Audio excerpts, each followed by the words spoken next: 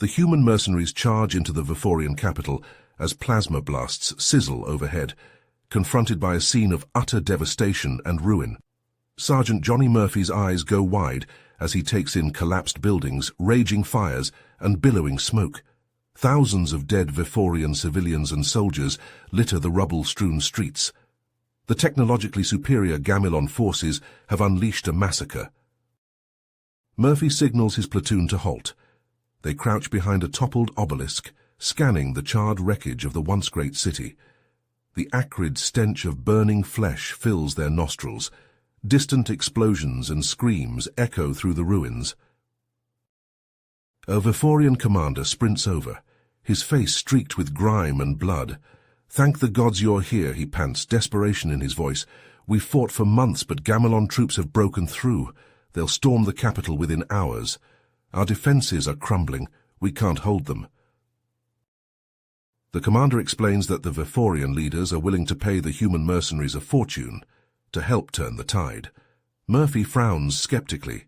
His platoon is elite but small. Against the overwhelming Gamilon forces, what chance do they have? An urgent message crackles over the comm. A massive Gamilon assault force approaches, led by the notorious General Fenris himself. Hundreds of armored troops, dozens of plasma tanks, and swarms of deadly drones advance on the city to deliver the final crushing blow. The Viforian commander grabs Murphy's arm, his eyes pleading. "If the capital falls, the Gamilons will enslave our entire race. Millions will suffer. Without your help, all is lost. You're our last hope." Murphy meets his men's grim gazes. They're exhausted from a dozen battlefields, their armor scarred and scorched. This mission is likely suicide, but the stakes are too high to refuse. Murphy takes a deep breath and nods curtly. "We'll do what we can." Shouldering their plasma rifles, the human mercenaries rise and stalk forward into the smoke-shrouded ruins.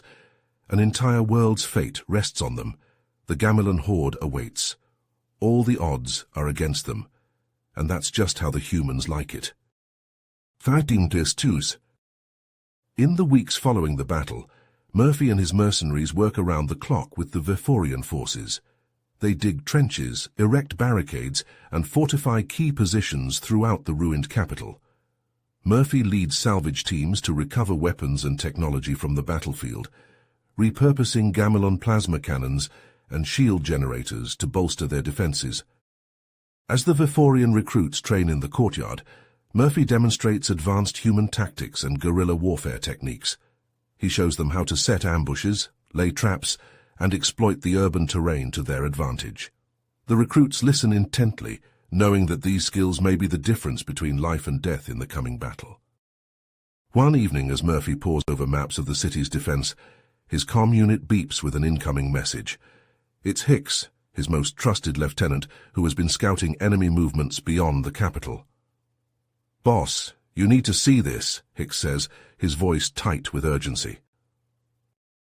The message contains intercepted Gamilon transmissions and sensor data, painting a grim picture of the enemy's plans. A massive Gamilon fleet, far larger than anything they've faced before, is en route to Zephon Prime. Leading the armada is Commander Zorgon, Fenris's ruthless second-in-command, with orders to raze the planet's surface and crush all resistance. Murphy's jaw clenches as he reads the intelligence reports. He knows that they stand no chance against such overwhelming firepower in a conventional battle. Their only hope is to strike first and hard, to disrupt the Gamilon chain of command and throw their invasion plans into chaos. He calls a meeting with his top mercenaries and the Viforian leadership, outlining a daring plan to infiltrate the Gamilon flagship and assassinate Commander Zorgon. It's a suicide mission, but it's their best chance to buy time and give Zephon Prime a fighting chance. The Viforian leaders balk at the idea, fearing the loss of their most valuable allies. But Murphy argues passionately, his eyes blazing with tenacity. He reminds them of the stakes, of the millions of lives hanging in the balance. In the end, they reluctantly agree, knowing that they have no other choice. Murphy handpicks a small team of his best mercenaries, including Hicks, and a few others who have been with him through thick and thin. They board a captured Gamilon shuttle, using stolen codes to slip past the enemy's defenses and rendezvous with the approaching fleet. As they draw near the massive Gamelon flagship, Murphy and his team check their weapons and gear, preparing for the fight of their lives. They know that the odds are stacked against them, that they will likely not survive the mission. But they are ready to sacrifice everything to strike a blow against the heart of the Gamelon war machine.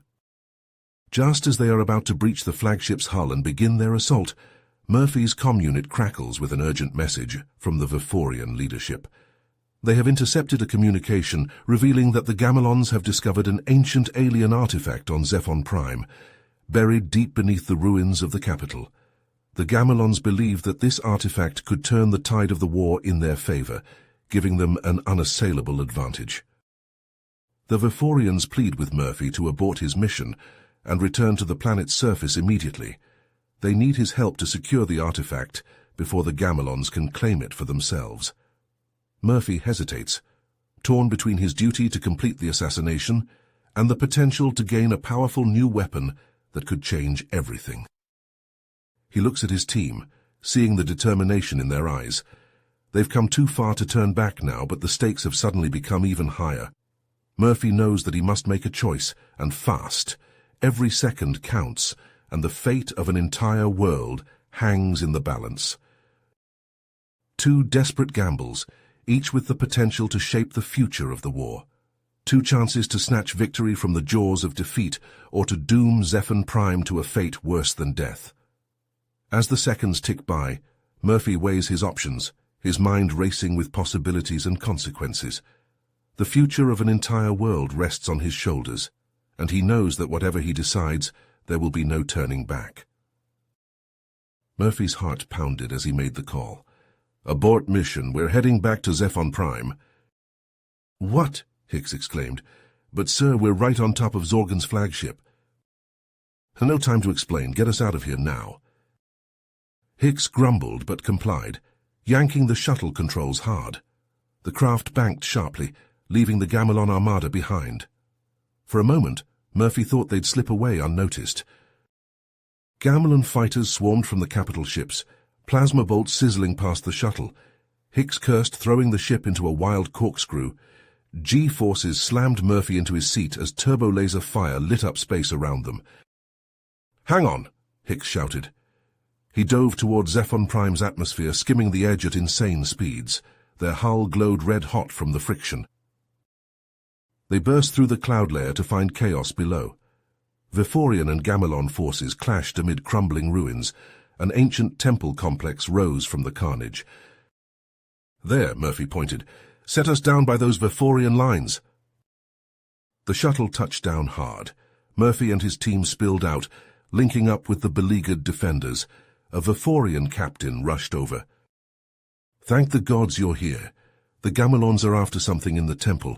We can't hold them back much longer." Murphy nodded grimly. "All right, people, listen up. Hicks, take Bravo team and flank left. We'll provide covering fire. Push those bastards back." Plasma rounds filled the air as Murphy's mercenaries opened up. Under the barrage, Hicks led his squad in a lightning assault on the Gamelon's exposed flank. The aliens' lines buckled. For a moment, victory seemed within reach. Then a piercing shriek split the sky. Murphy looked up to see a sleek command ship descending. Commander Zorgon had arrived. Fresh Gamelon troops poured from the ship, towering shock troopers in gleaming armor. They strode forward implacably, shrugging off plasma bolts. "Fall back," Murphy shouted. "Into the temple!" They retreated inside the crumbling structure. Gamelon forces hot on their heels. It was a killing field. Mercenaries and Viforians fell left and right under the relentless assault. Murphy fired desperately, his mind racing. This was it, they were finished. Then he spotted it, a shadowy alcove, nearly hidden behind fallen masonry. "Everyone to me," he roared. "Hicks, Jones suppressing fire, the rest of you into that chamber, move!" They charged forward in a mad sprint. Hicks and Jones stood their ground, pouring fire into the Gamelon ranks. Murphy dove through the opening last, plasma bolts singeing his armor. Inside was a cavernous room dominated by a colossal machine. Its alien curves pulsed with strange energies. Worry about that later, Murphy snapped. Seal that entrance. We need to buy time. They worked frantically, piling debris to form a barricade. Beyond, they heard Zorgon bellowing orders. It wouldn't hold for long. Murphy turned to the machine. Its control panel was a baffling array of symbols and pulsing lights. He jabbed at it uselessly. "Boss," Hicks called, "I think I've got something." The mercenary's fingers flew over the controls. Alien script flashed across holographic displays. A massive boom shook the chamber. The barricade began to crack. Almost there. The barricade exploded inward. Zorgon himself stepped through, flanked by shock troopers. Hicks slammed his palm down on a glowing sigil. For a heart-stopping moment, nothing happened. Then a wave of energy burst from the machine. It washed over them, leaving Murphy's skin tingling. The Gamelons, however, collapsed like puppets with cut strings. Their weapons and armor went dark. Murphy grinned fiercely. "All right, boys, now it's our turn. Take them down." They fell upon the helpless Gamelons with vengeful fury. In minutes it was over.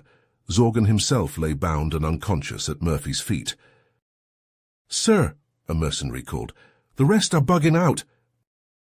Murphy nodded. Not so fast. He strode to the alien controls, remembering Hicks's motions. Energy crackled, and a shimmering barrier sprang up around the temple complex. The Vithorian leader approached, eyes wide. "Sergeant Murphy, this changes everything, but what do we do now?" Murphy's gaze hardened. Now we figure out exactly what this thing can do, and then we take the fight to the Gamelons." Murphy's eyes scanned the holographic display, mapping out the Gamelon Command Center's defenses. He turned to his assembled strike force, a mix of battle-hardened human mercenaries and elite Vithorian commandos. "Listen up," Murphy said, his voice low and intense. "We hit hard and fast. Hicks, you'll lead the perimeter team. Use the stealth drones to knock out their sensors. The rest of us punch through the main entrance." Hicks nodded, checking the unfamiliar Gamelon plasma rifle in his hands. "Copy that, boss."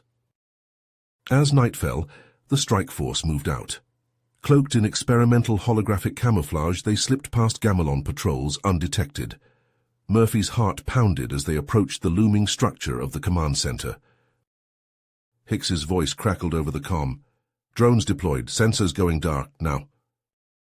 Murphy signaled, and his team surged forward. Plasma bolts sizzled through the air as Gamelon guards opened fire. A Vithorian commando next to Murphy fell, chest smoking. "Push through," Murphy roared, returning fire. His shots found their mark, dropping 2 Gamelon soldiers. They fought their way inside, the close quarters amplifying the chaos. Murphy ducked a swing from a Gamelon's shock baton, then drove his combat knife up under the alien's chin. Blue blood sprayed as he wrenched the blade free. "Hicks, we need that door open," Murphy shouted into his comm. "Working on it," Hicks replied, his voice strained. "These Gamelon systems are a bitch to crack." The door slid open with a hiss. Murphy's team poured through and found themselves face to face with Commander Zorgon and a squad of hulking cyber warriors. Zorgon's augmented troops moved with terrifying speed and strength. A cyber warrior's fist caved in a mercenary's chestplate like it was tinfoil. Another Gamelon backhanded a Vithorian commando, sending him flying. Then a Vithorian battle cry rang out. The commandos unleashed a barrage of strange energy weapons, tech reverse-engineered from the alien artifact. Arcs of crackling power engulfed the cyber warriors, shorting out their systems. With their momentum broken, Murphy and his team pressed the attack. They fought tooth and nail, slowly pushing back Zorgon's forces. Suddenly, warning klaxons blared. Murphy's blood ran cold as he saw Zorgon at a control panel, initiating the self-destruct sequence. "You'll die with me, human," Zorgon snarled. Murphy charged, tackling the Gamelon commander. They grappled furiously, trading brutal blows. Murphy's armor cracked under Zorgon's inhuman strength, but he fought on. Hicks's fingers flew over the alien controls. With seconds to spare, the countdown froze. Murphy sagged against a console, breathing heavily. He looked around at his battered but victorious team. As his troops got to work, Murphy allowed himself a grim smile. The tide of war had shifted. Now it was time to push the Gamelons off Zephon Prime for good. Murphy crouched behind a crumbling wall, his eyes scanning the Gamelon forward operating base sprawled before him. The alien structure loomed against the horizon, its angular architecture a stark contrast to the ruins of Zephon Prime surrounding it. "Hicks, status report," Murphy whispered into his comm. "In position, boss," Hicks replied, his voice barely audible. "Teams ready to plant the disruptors." Murphy nodded, though Hicks couldn't see him. "Execute on my mark." He watched through high-powered binoculars as Hicks and his recon team shimmered into view for a split second before their holographic camouflage adjusted. They moved like ghosts across the no-man's land, expertly avoiding Gamelon patrols. Murphy's heart raced as Hicks reached the perimeter. One by one, the team planted the disc-shaped disruptors at key points around the base. As the last one was set, Murphy keyed his comm again. "All units prepare to engage. Veforian artillery stand by." A low hum filled the air, followed by a cascade of sparks erupting from the Gamelon sensor arrays. The shimmering energy shield protecting the base flickered and died. The night sky lit up as Veforian plasma shells arced towards the base. Explosions rocked the Gamelon stronghold, sending debris and alien bodies flying. Murphy vaulted over the wall, plasma rifle at the ready. His mercenaries and Veforian allies surged forward, a tide of determined fighters crashing against the Gamelon defenses. Caught off guard, the Gamelon troops scrambled to mount a defense. But as they reached for their weapons, the alien artifact's disruptive field took effect. Plasma rifles sputtered and died. Armored vehicles ground to a halt, their pilots trapped inside. Murphy's forces tore through the outer defenses smoothly. He ducked under a wild swing from a Gamelon soldier, then drove his combat knife up into the alien's throat. Blue blood sprayed as he wrenched the blade free. "Push forward," Murphy roared, leading the charge deeper into the base. They fought their way through twisting corridors and open courtyards, engaging in brutal close-quarters combat. Murphy's armor was scorched and dented, but adrenaline kept him going. As they neared the heart of the base, resistance stiffened. They found themselves pinned down outside a heavily fortified bunker, elite Gamelon guards pouring fire from protected positions. "Hicks," Murphy called into his comm, "we need that bunker taken out." Murphy nodded to his troops. "Give 'em hell! Keep them focused on us!" They laid down a blistering barrage, forcing the Gamelon guards to keep their heads down.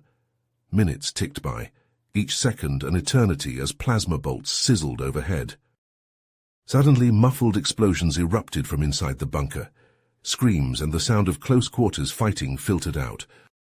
"Now," Murphy shouted, "push forward!" They charged the bunker entrance, catching the remaining guards in a devastating crossfire.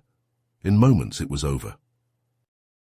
Hicks emerged from the bunker, his armor splattered with blue blood. "Command center's secure, boss. These bastards won't be giving any more orders." Murphy clapped him on the shoulder, then turned to survey their prize. The forward operating base was theirs, along with a treasure trove of Gamelon weapons and intel. As his troops secured their new stronghold, Murphy gathered his lieutenants. "Good work, people, but this was just the first step. We've got a capital to retake." They pored over holomaps, planning their next move. The final push to drive the Gamelons from Zephon Prime was about to begin. Hours later, Murphy found himself leading the spearhead towards the occupied capital. Veforian and human forces advanced on multiple fronts, squeezing the Gamelons from all sides. Smoke rose from a dozen fires as they fought their way through the city streets. Murphy's boots crunched over broken glass and spent shell casings. The sounds of battle echoed all around, plasma fire, explosions, and the screams of the wounded. They turned a corner, and Murphy's blood ran cold. Before them stood a nondescript building, but the Gamelon signage made its purpose clear: Bioweapons Research Facility. Murphy's mind raced. They had to secure that lab before the Gamelons could unleash whatever horrors lay inside. but every second they delayed put their main objective, the Gamelon Command Center, at risk. He stared at the facility, knowing his next decision could determine the fate of an entire world. Hicks, take a strike team and secure that lab. We can't risk those bastards unleashing whatever's in there. I'm pushing on to the command center. We've come too far to turn back now. As Hicks assembled his team, Murphy rallied the remaining troops. Listen up. We're hitting the capital hard and fast. Use the artifact to disrupt their defenses. Let's end this. The two groups split, Hicks leading his team towards the research facility, while Murphy's forces surged towards the heart of the occupied capital. Hicks and his strike team moved swiftly through the streets, plasma rifles at the ready. They encountered the first line of Gamelon defenses, a hastily erected barricade manned by nervous-looking troops. "Light 'em up," Hicks shouted. His team opened fire, their shots punching through the barricade. Gamelon soldiers fell, blue blood staining the rubble-strewn street. As they pushed forward, a shimmering energy field sprang to life, blocking their path. Hicks cursed, recognizing a biohazard containment measure. The team's tech specialist worked feverishly, fingers dancing over a captured Gamelon control pad. With a crackle of energy, the field collapsed. They burst into the facility's main lab, weapons trained on the Gamelon research team. The lead scientist, a tall, spindly alien, held up a vial of sickly green liquid. "One step closer and I release this strain.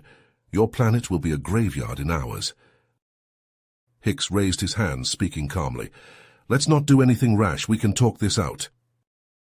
As Hicks negotiated, buying precious time, Murphy's forces engaged the entrenched Gamelon defenders. The streets echoed with the sound of plasma fire and explosions. Murphy ducked behind a burned-out vehicle, plasma bolts sizzling overhead. He activated the alien artifact, and a wave of energy pulsed outward. Gamelon weapons sputtered and died. Communications devices erupted in bursts of static. In the ensuing chaos, Murphy's troops pressed forward. "Push to the central district," Murphy roared, leading the charge. Back at the lab, negotiations broke down. The Gamelon scientist raised the vial, preparing to smash it. "Take them down!" Hicks shouted. His team, now clad in emergency biohazard suits, surged forward. Hicks tackled the lead scientist, wrestling for control of the vial. Around him, his team engaged in brutal close-quarters combat with the Gamelon researchers. The lab became a whirlwind of flashing blades and desperate struggles. Hicks slammed the scientist's hand against a console, the vial dropping safely into a containment unit. He drove his armored fist into the alien's face, ending the fight. "Lab secure," Hicks called out, breathing heavily. "All viral agents contained." In the capital, Murphy's forces had secured a foothold in the central district when disaster struck. A fresh wave of Gamelon troops hit their position, elite shock troopers led by a familiar face. "Zorgon!" Murphy snarled, recognizing the Gamelon commander. The counterattack was devastating. Murphy's troops fell back, taking heavy casualties. They found themselves pinned down in a bombed-out building, Gamelon forces closing in from all sides. Murphy's comm crackled to life. "Boss, we've secured the bioweapons. We're en route to your position." "Make it fast, Hicks," Murphy growled. "We're getting our asses handed to us here." Just as the situation seemed hopeless, Hicks and his team arrived. They carried canisters of the deadly viral agents, which they brandished threateningly. "Attention, Gamelon forces," Hicks's voice boomed out. "We have your bioweapons. Stand down or we'll use them against you." A tense silence fell over the battlefield. Then, one by one, Gamelon weapons clattered to the ground. Even Zorgon, his face twisted with rage, threw down his plasma rifle. Murphy stepped forward, a grim smile on his face. "Commander Zorgon, we meet again. This time I think you'll find escape a bit more difficult." As Viforian troops secured the surrendering Gamelons, Murphy turned to Hicks. "Good work. Let's make sure those bioweapons are disposed of properly." In the days that followed, Murphy oversaw the destruction of the viral agents and the dismantling of the Gamelon research facilities. The Viforian people celebrated in the streets, their world finally free of Gamelon occupation. But even as the festivities raged, Murphy's mind was already turning to the future. He gathered his top lieutenants, including the newly promoted Hicks, around a holographic display of nearby star systems. He zoomed in on a particular planet, its surface scarred by Gamelon strip mining operations. This is our next target. We'll hit them hard, hit them fast, and show the Gamelons that humanity isn't a species to be trifled with. As his team began planning the assault, Murphy allowed himself a moment of quiet satisfaction. The real war was just beginning, and he intended to see it through to the bitter end. The acrid smell of plasma discharge filled the air as Murphy crouched behind a crumbling wall, his armor scorched and dented. The sounds of battle echoed through the streets of Krios Prime's capital city, the crack of plasma rifles, the thud of explosions, and the screams of the wounded. "Hicks, we need that intel now," Murphy barked into his comm. "Where are those cybernetic bastards coming from?" "Working on it, boss," Hicks's voice crackled back. "We've tapped into their command network. Give me 2 minutes." Murphy peeked over the wall, surveying the devastation. His troops were scattered, taking cover wherever they could. The Gamelon's cybernetic shock troopers advanced relentlessly, their augmented bodies shrugging off wounds that would kill a normal soldier. A plasma bolt sizzled past Murphy's head, forcing him back down. He glanced at the soldier next to him, a young Viforian whose eyes were wide with fear. "First time in combat, kid?" The Viforian nodded, his tentacles twitching nervously. Murphy's comm crackled to life. "Boss, I've got it." Hicks's voice was urgent. "The cyborgs are being controlled from a central hub. Coordinates incoming." A map flashed on Murphy's HUD, highlighting a fortified structure deep in enemy territory. "Good work, Hicks. Keep that mass driver grid locked down. We're going hunting." Murphy rallied his nearby troops, a mix of his veteran mercenaries and Viforian militia. "Listen up, we've got a prime target. Take out that control hub, and we cut the strings on these cyber puppets." They moved swiftly through the war-torn streets, using the alien artifact to disrupt Gamelon communications and sensors. As they approached the hub, a cybernetic trooper burst through a wall, its mechanical limbs whirring. Murphy's plasma rifle spat blue fire, but the cyborg kept coming. It grabbed him, enhanced strength crushing his armor. Murphy struggled, his bones creaking under the pressure. The young Viforian soldier Murphy had spoken to earlier leapt onto the cyborg's back, jamming a disruptor into a gap in its armor. The device pulsed, and the cyborg collapsed, its neural interface overloaded. Murphy nodded his thanks, then motioned his team forward. They breached the hub's outer defenses, fighting their way through waves of Gamelon defenders. Inside, banks of computers and holographic displays filled a vast chamber. As his team worked, Murphy accessed a central terminal. His eyes widened as he scrolled through the data. "Hicks, you seeing this?" "Affirmative," Hicks replied. "It's not just a control hub, it's a factory. They're churning out these cyborgs by the hundreds." "Change of plans," he announced. "We are taking this place intact. Disarm those charges and prepare for a holding action. Hicks, I need everything you've got. Reinforcements, air support, the works." His troops looked at him in disbelief, but Murphy's voice brooked no argument. "We hold this position no matter what. The entire war could hinge on what's in this room." As if on cue, alarms blared. The Gamelons had realized the value of what they'd lost. Murphy could hear the thunder of approaching troops, the whine of incoming aircraft. He checked his weapon, surveying his battered but determined force. "All right, people, let's show these Gamelon bastards what humanity's made of." The first wave hit like a tsunami. Murphy's troops fought with desperate courage, holding the line against impossible odds. The battle for Krios Prime's future had begun. Murphy's eyes narrowed as he watched the Gamelon cybernetic shock troopers advance. Their metallic limbs whirred with inhuman precision, shrugging off plasma bolts that would have felled a normal soldier. He tapped his comlink. "Hicks, we need a game-changer, now." "I've got a plan, boss," Hicks replied, his voice tight with tension, "but it's risky as hell." Hicks outlined his daring scheme to infiltrate the Gamilon cybernetics facility. Murphy nodded grimly. Do it. We'll buy you time. As Murphy's forces held the line, Hicks assembled a small team. They donned experimental stealth suits, their outlines shimmering and blending with the environment. Armed with data stolen from Gamilon computers, they slipped through the war-torn streets of Krios Prime. The cybernetics facility loomed before them, a fortress of gleaming metal and pulsing energy fields. Hicks held up a hand, signaling his team to halt. He studied the defenses, noting patrol patterns and blind spots.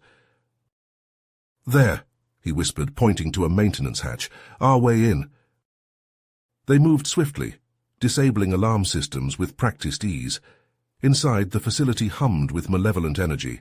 Hicks led his team through sterile corridors, avoiding patrols of Gamilon guards. A scream echoed from a nearby chamber. Hicks peered through a viewing port and recoiled.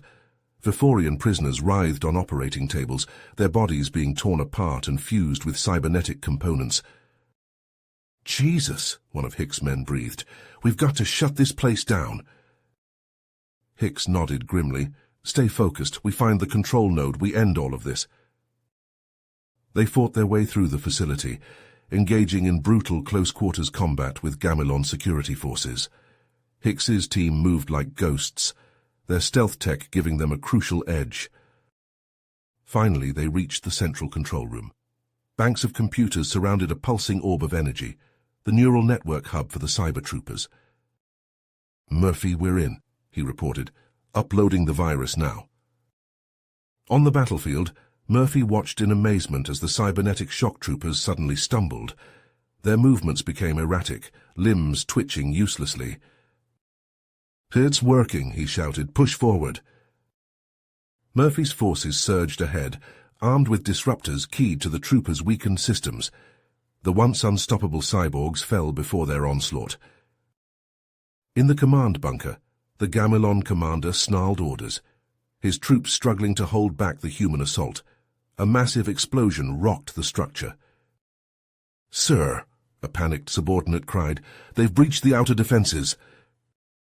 The commander turned, only to find himself face to face with Murphy. The human's armor was scorched and dented, but his eyes burned with fierce dedication.